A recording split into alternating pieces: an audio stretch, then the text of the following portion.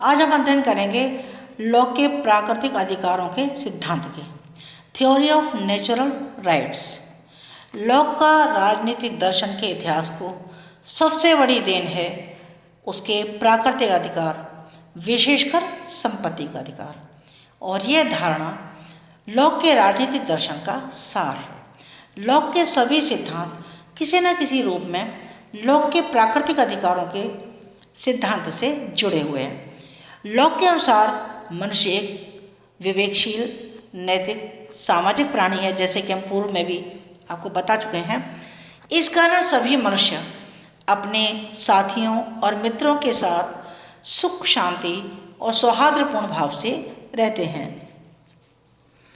Lock ने एक ऐसी अवस्था की कल्पना की है जिसमें सभी व्यक्ति शांतिपूर्ण तरीके से राज्य के बिना ही रहते हैं, जहाँ के राज्य जैसी कोई संस्था ही नहीं है। लॉक इसे प्राकृतिक अवस्था कहता है। लॉक ने इस अवस्था को सद्भावना, पारस्परिक सहयोग, संरक्षण और शांति की व्याख्या बताया है। लॉक की अवस्था राजनीतिक समाज से पूर्व की अवस्था है। इसमें मानव विवेक से कार्य करता है। मनुष्यों को ईश्वर ने विवेक प्रदान किया है, अतः प्रकृति के कानून के अनुसार काम करना सभी का स्वाभाविक कर्तव्य है और इन प्राकृतिक कानूनों द्वारा ही व्यक्ति को प्राकृतिक अधिकार प्राप्त होते हैं। आज के समय में तो ये माना जाता है कि व्यक्ति को अधिकार समाज और राज्य से मिलते हैं, जबकि लॉक की मान्यता है कि व्यक्ति के कुछ अधिकार ऐसे हैं जो कि उसके बर्थ राइट्स हैं, जो उसके जन्म से सिद्ध अधिकार हैं।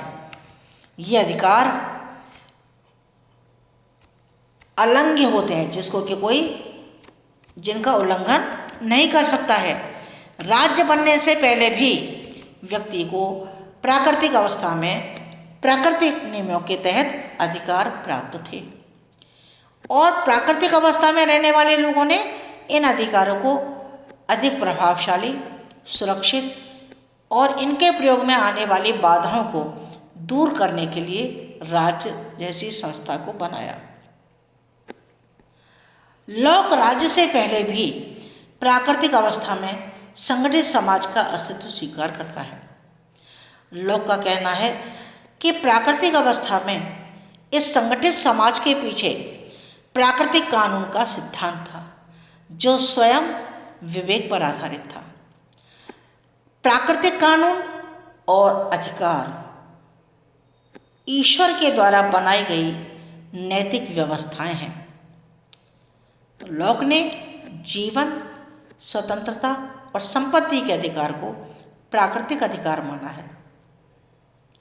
लॉक ने प्राकृतिक अधिकारों के बारे में कहा है कि अधिकार मनुष्य में प्राकृतिक रूप में जन्मजात होते हैं और यही अधिकार प्राकृतिक है। ये अधिकार अपरिवर्तनशील होते हैं और स्वाभाविक होते हैं। ये अधिकार समाज की भी देन है और उनका क्रियान्वयन सभ्य समाज के माध्यम से ही किया जाता है, क्योंकि इनका जन्म मनुष्य की बुद्धि व आवश्यकता के कारण होता है। इसलिए इनको सामाजिक अधिकार भी कहा जाता है। लॉक के अनुसार हर व्यक्ति के पास कुछ प्राकृतिक, कभी न छोड़े जाने वाले या मूलभूत यानी नेचुरल फंडामेंटल अधिकार होते हैं। आज के समय में हम जिनको मौलिक अधिकार कहते हैं, जिन्हें कोई छू नहीं सकता, चाहे वो राज्य हो या समाज हो या कोई भी व्यक्ति हो। इसी तरह से ये प्राकृतिक अधिकार हर सामाजिक, प्राकृतिक, कानूनी तथा राजनीतिक व्यवस्था में सर्वमान्य है। लॉक ने कहा कि जीवन, स्वतंत्रता तथा संपत्ति के अधिकार जन्मसिद्ध और स्वाभाविक होने के कारण समाज की सृष्टि नहीं है। मनुष्य इन अधिकारों की रक्षा के लिए नागरिक समाज या राज्य का निर्माण करते हैं। तो मनुष्य प्राकृतिक अवस्था में भी स्वभाव से प्राकृतिक कानून का ही पालन करते हैं। और ये कौन से 3 अधिकार होते हैं? जीवन का अधिकार, राइट टू लाइफ। मनुष्य को जीवन का अधिकार प्राकृतिक कानून से प्राप्त होता है। लॉक की धारणा है कि आत्मरक्षा करना व्यक्ति की सर्वोत्तम प्रवृत्ति है और प्रत्येक व्यक्ति अपने जीवन को सुरक्षित रखने का निरंतर प्रयास करता है और आत्मरक्षा को हॉब्स मानव की सर्वोत्तम प्रेरणा मानता है। उसी प्रकार लॉक भी कहता है कि जीवन का अधिकार प्रत्येक व्यक्ति का जन्मसिद्ध अधिकार है और प्राकृतिक कानूनों के अनुसार उनका विशेषाधिकार है। तो व्यक्ति न तो अपने जीवन को स्वयं अंत कर सकता है और न ही वह किसी व्यक्ति को इसकी अनुमति दे सकता है। इसलिए हमें अपना जीवन जीने का अधिकार है। दूसरा आता है स्वतंत्रता का अधिकार, राइट टू लिबर्टी। लॉक के अनुसार क्योंकि सभी मनुष्य एक ही सृष्टि की कृति हैं, इसलिए वो सब समान है और स्वतंत्र है। यह स्वतंत्रता प्राकृतिक कानून की सीमाओं के अंतर्गत होती है। स्वाधीनता के अर्थ प्राकृतिक कानून जो मनुष्य की स्वतंत्रता का साधन होता है के अतिरिक्त सभी बंधनों से मुक्त होती है। यानी व्यक्ति की यह स्वतंत्रता प्राकृतिक कानून की सीमाओं के अंदर होती है, इसलिए मनमानी स्वतंत्रता नहीं होती। मनुष्य सुखी और शांत जीवन व्यतीत करते थे क्योंकि सभी स्वतंत्र और समान थे। वे एक दूसरे को कभी भी हानि नहीं पहुंचाते थे, किसी के नुकसान के बारे में नहीं सोचते थे। इसलिए हर व्यक्ति, समाज का हर प्राणी स्वतंत्रता का पूर्ण आनंद लेता था। और तीसरा अधिकार आता है संपत्ति का अधिकार, राइट टू प्रॉपर्टी। लॉक ने संपत्ति के अधिकार को एक महत्वपूर्ण अधिकार माना है। लॉक के अनुसार संपत्ति की सुरक्षा का विचार ही मनुष्य को यह प्रेरणा देता है कि प्राकृतिक दशा का त्याग करके समाज की स्थापना करें। और लॉक ने संपत्ति के अधिकार को प्राकृतिक अधिकार माना है। लॉक ने अपनी रचना द्वितीय निबंध में इस अधिकार की वृहद रूप से व्याख्या की है। लॉक ने इस अधिकार को जीवन तथा स्वतंत्रता के अधिकार से भी अधिक महत्वपूर्ण माना है। और लॉक ने संपत्ति के अधिकार का विस्तार से प्रतिपादन किया। संकुचित अर्थ में लॉक ने केवल निजी संपत्ति के अधिकार की ही व्याख्या की है।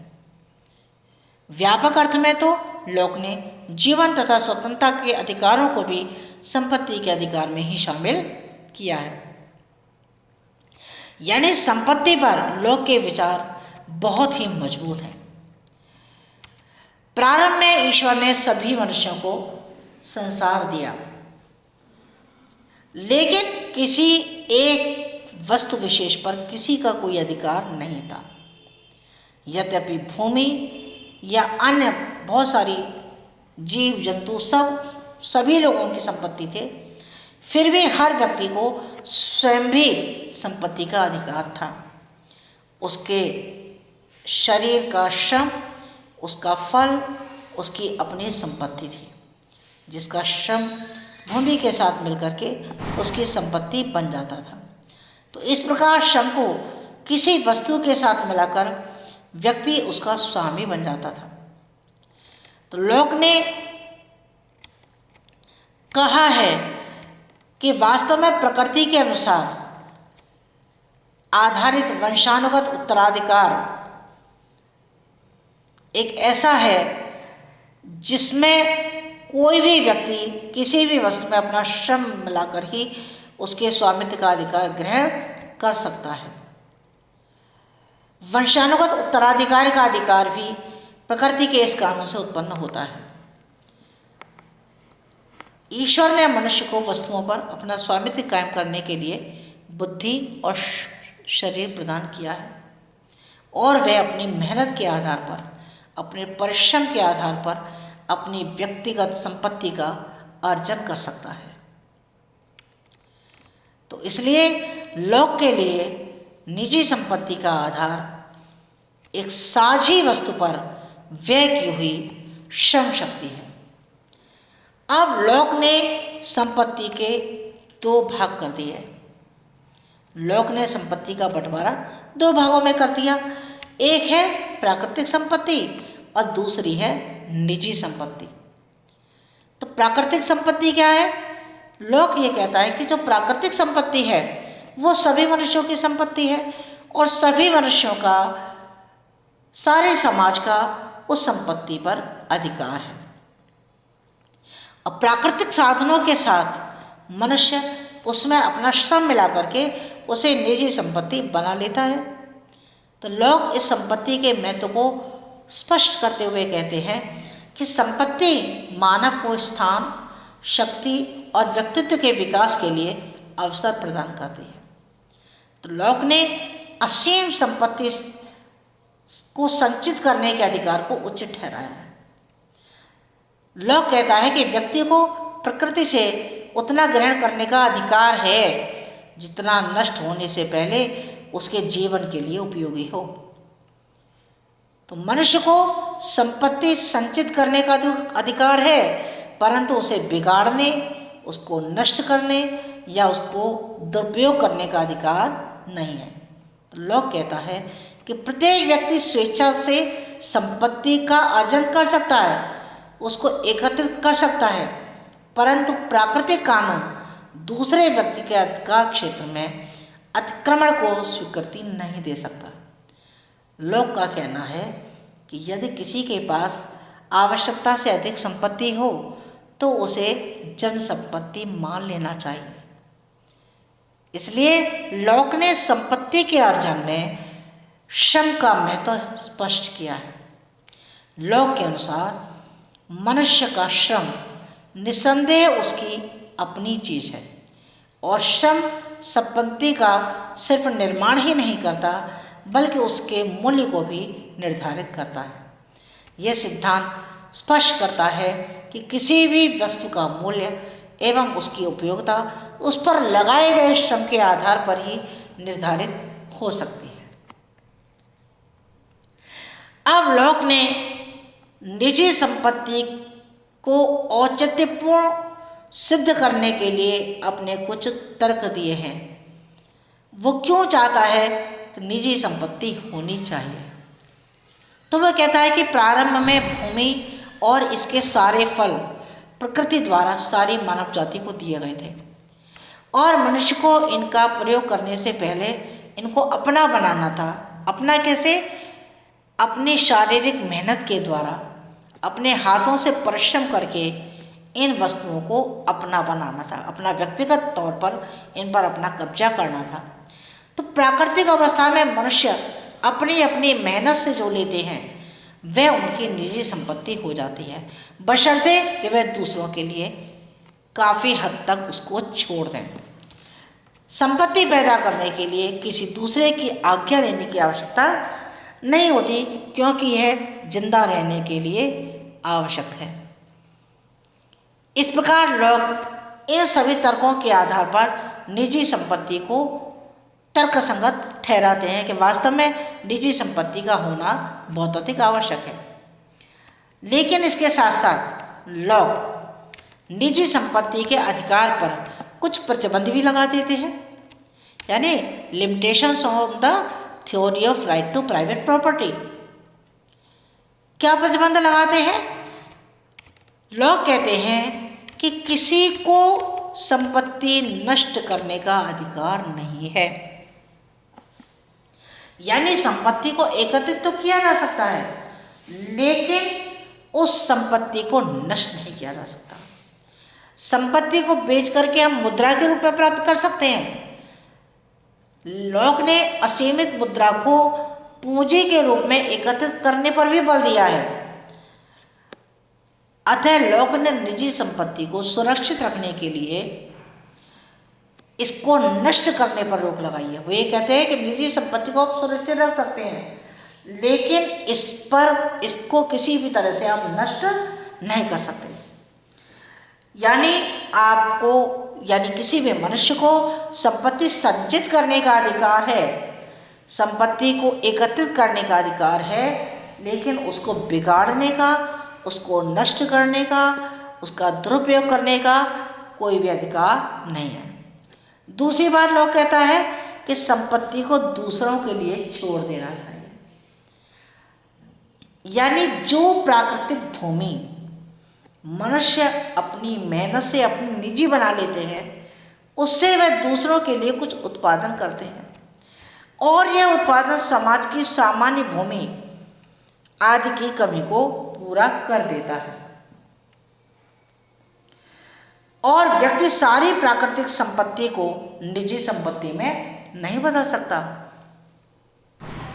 लॉ का कहना है कि प्रत्येक व्यक्ति को प्रकृति से उतनी ही संपत्ति ग्रहण करने का अधिकार है जितना उसके जीवन के लिए उपयोगी हो और दूसरों के लिए भी पर्याप्त हिस्सा बचा रहे।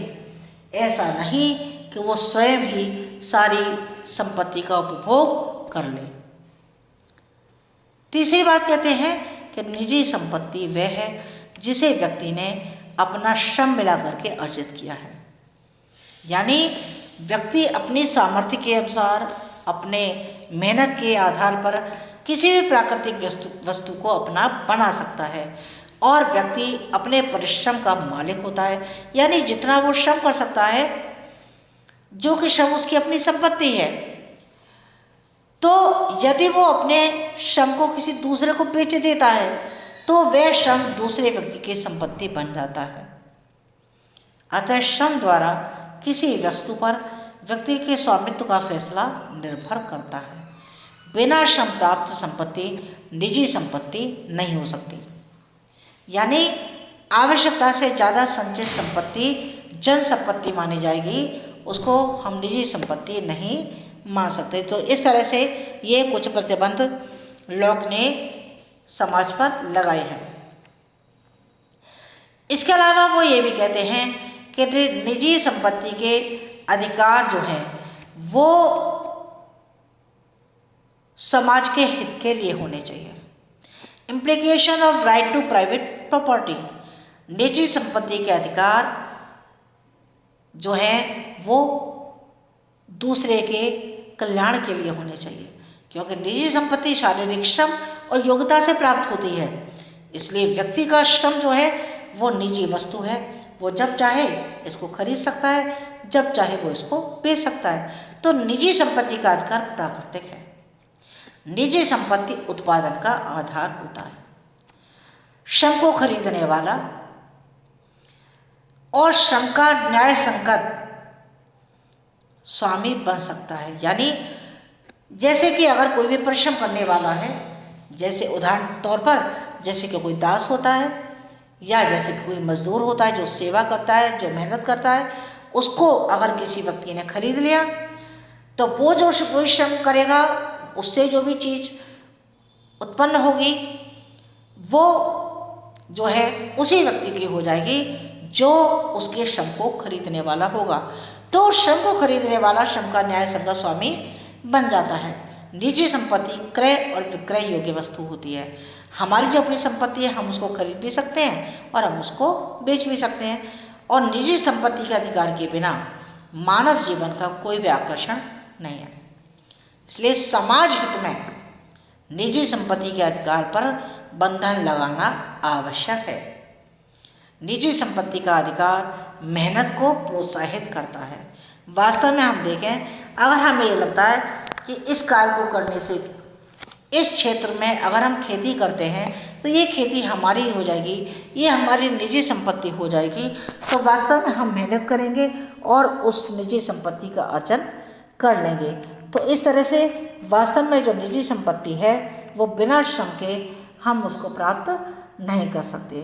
तो ये लॉक का प्राकृतिक अधिकार का सिद्धांत